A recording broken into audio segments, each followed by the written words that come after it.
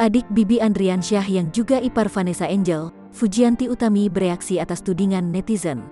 Salah satu tudingan yang membuat Fuji panas ialah ketika dirinya dituding eksploitasi keponakannya, Gala Sky.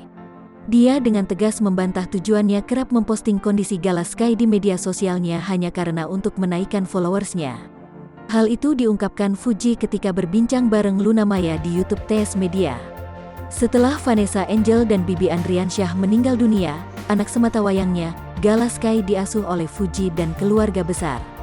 Di media sosialnya, Fuji rutin update setiap hari kondisi Gala Sky. Hingga muncul tudingan Fuji sengaja melakukan hal tersebut demi menaikkan followers media sosialnya. Mulanya, hal itu dibahas oleh Luna Maya. Ada artikelnya, Fuji dituding eksploitasi Gala. Ini berita yang beredar sejak almarhum dan almarhumah meninggal, kata Luna Maya dikutip tribunjakarta.com, Senin, tanggal 22 November tahun 2021.